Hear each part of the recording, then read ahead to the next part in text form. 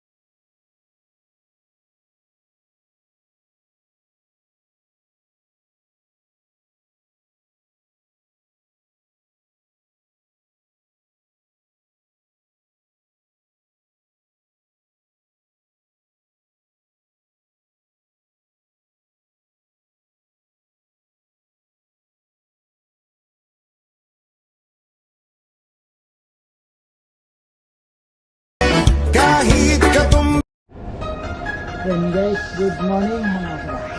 I'm going under and this time I feel there's no one to save. Kung papaano gamitin yung control It's all enough, I really got away, driving me crazy. I need somebody to heal, somebody to know, Somebody to have, somebody to hold.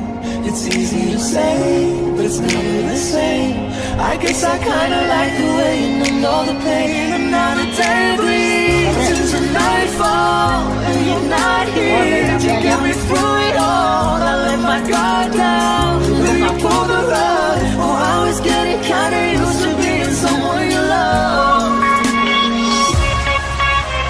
Ano na naman? Baka?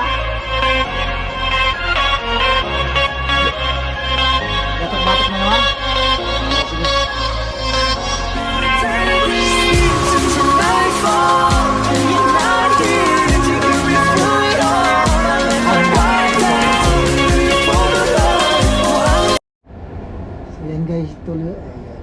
Yan guys, tuloy natin yung pagpa-vlog, no?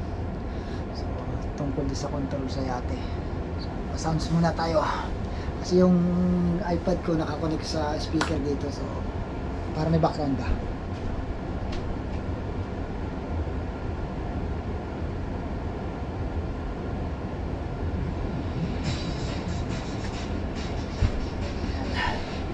Para may background da, hindi na tayo edit pa ng background. So yan, kahit hindi mo na i-edit. Ngayon, ang unang gagawin natin, buksan muna natin yung ating sa battery, no? Battery ito tatlong to. Yan, generator, yung sa makina, port side, tapos ito yung starboard. Ito yung sa kanan, ito yung sa kaliwa. Kanang makina, kaliwang makina. Yan. Tapos muna tayo ngayon dito sa control. Kung nakikita nyo, ito yan, yung control ng makina, ignition. Pag in-on ko to, automatic yan mag-on tong GPS o itong monitor ng Garmin, no? On natin. Ayan, automatic. Kung makakita nyo, may mag-a-alarm. Mag-a-alarm yan kasi bukas yung cabin crew, yung pinto ng crew cabin. Medyo matagal-tagal siya. Kaya muna tayo sa monitor kung anong gamit nito, no?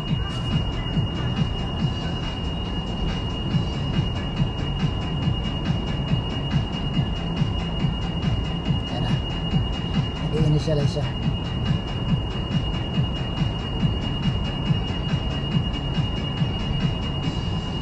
Namatay, bakit? namatay.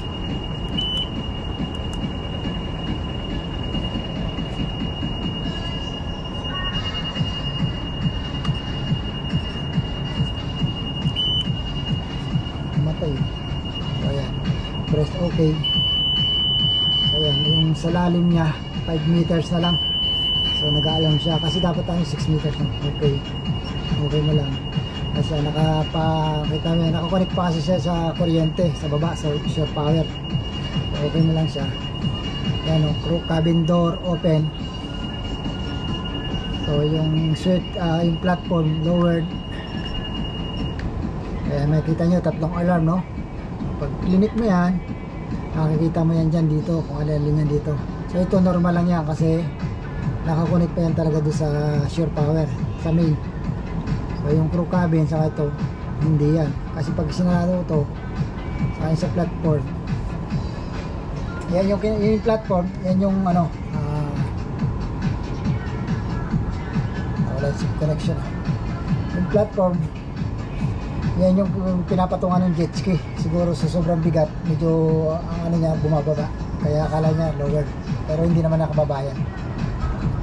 So ito dito, makikita mo rin yung navigation. Ito yung monitor, ayan. So navigation, no? So ito yung anchor light, navigation light. Kasi green, ano yan, green and red. Tapos ito yung fly breeze, yung ano, parang pag-light, no? Ayan. Ito yung extractor. Ito yung sa extractor, yan yung blower sa makina, sa loob ng makina yan. So yan, makikita mo rin dito yung power o yung supply nung ano, no, kung ilang voltage pa. So yan, 28, 27 volts. So normal yan. Pag bumaba yan dyan, naka low voltage ka na, no? As yung bilge pump yan yung mga pump na humihigop ng tubig sa ilalim ng bangka, sa hull, no? Pares tayo yan. So dito yung sa kadena, makikita mo dyan pag binaba mo yung kadena, pag up, pataas, pag down, pababa yan. So makikita mo kung ilang metro na nung kadena yung na iibaba mo or yung ano, no?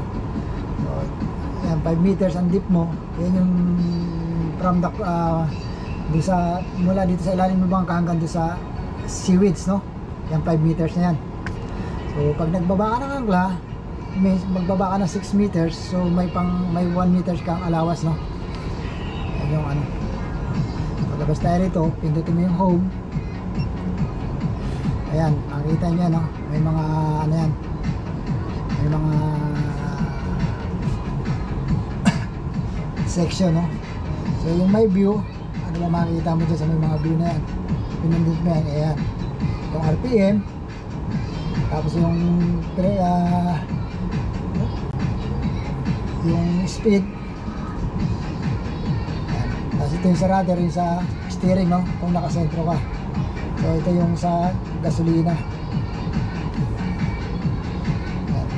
Yan yung mga mag-high pressure, no, sa makina. High pressure siya, okay lang. Ayan yung sana. Pag binalik na home, balik ako dito. So sa engine, ang makikita mo lang naman, ganyan pa rin, halos paras lang. So yung diesel, ayan, halos makikita mo pa rin yung ano pa rin. Ayan, yung gasolina ko is 75% na lang, less, no? Tapos ito sa autopilot. Paano nga ba ginagama yung autopilot? Once na in-engage ko yan, nawa 143 yung ruta mo. Pag in-engage ko yan, mag-engage yan. So ayan, maglalak naman to. So hindi mo siya magagalaw, no? Pag na-under yung makina. Actually, pag gumaga-under yan, pag gumaga-under yung makina, no? Tapos makikita mo rin dyan yung fuel. 75%. So yung average ko is 127 liter per hours. 127 per liter per hours yan, ha? Per hour. So sa isang oras na takbo, ang nagagamit kong gasolina ay yung average, ha? 127. Depende yan kung gaano ko kakatulin.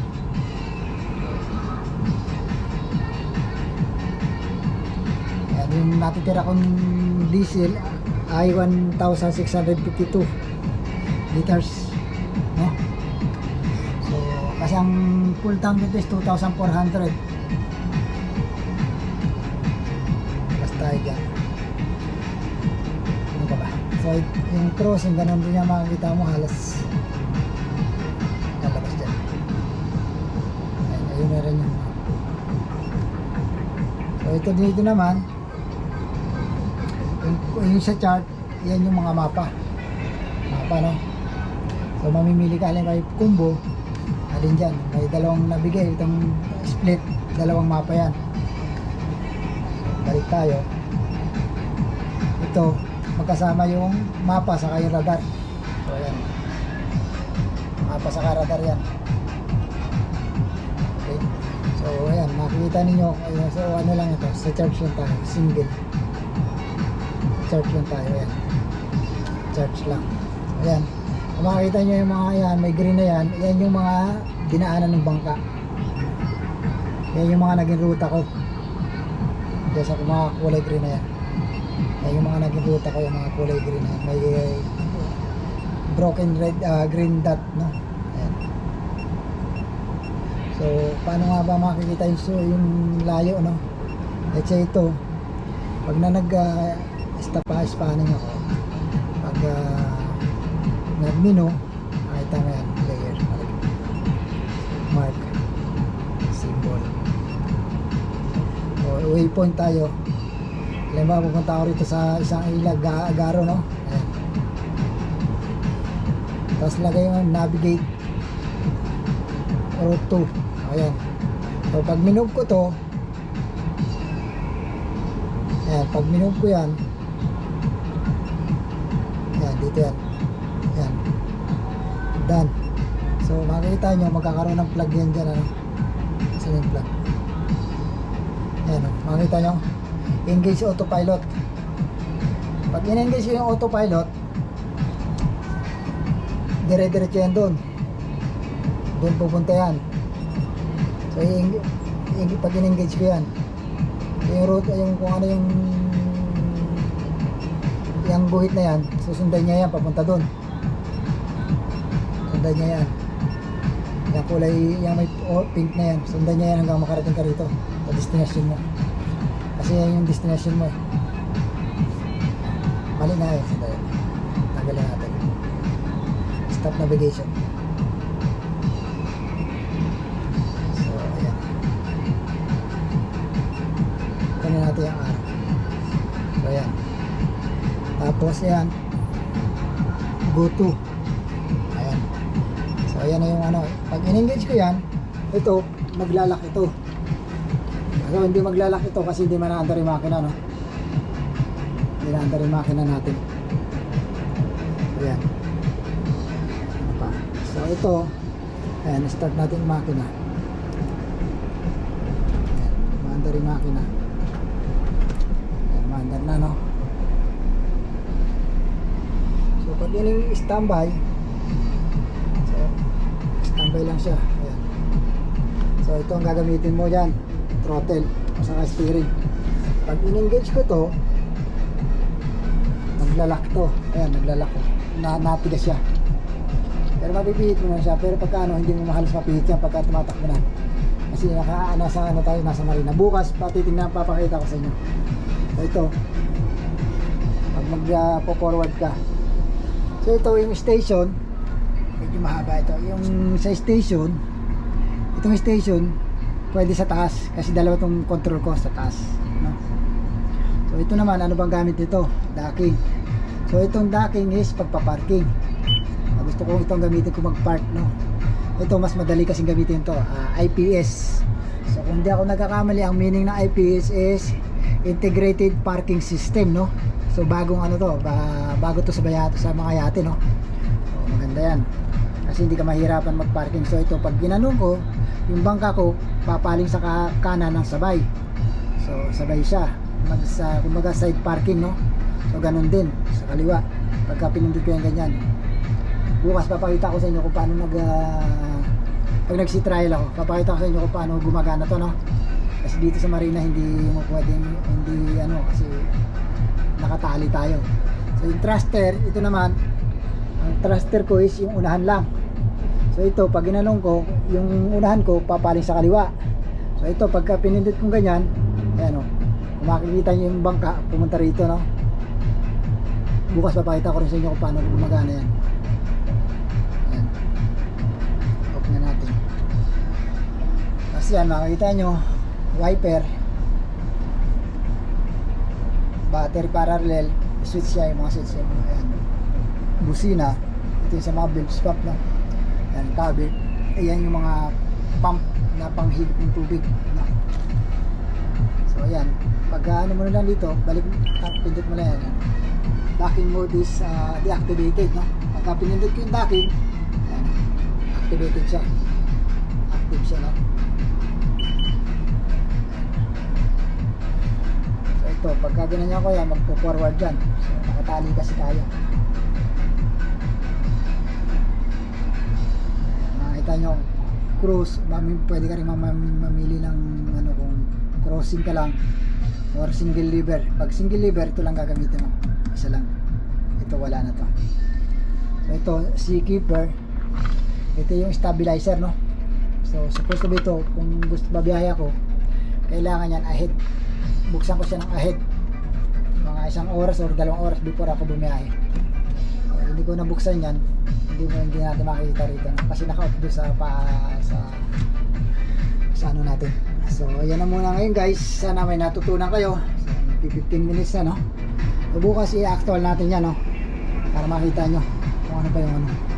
See you, bye bye.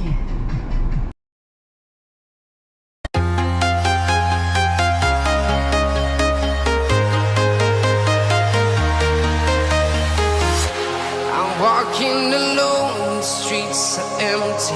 The only thing I can see is my own silhouette. I'm getting stronger, step by step. The clock is ticking, but there's no time for regrets. I've been flying from town to town.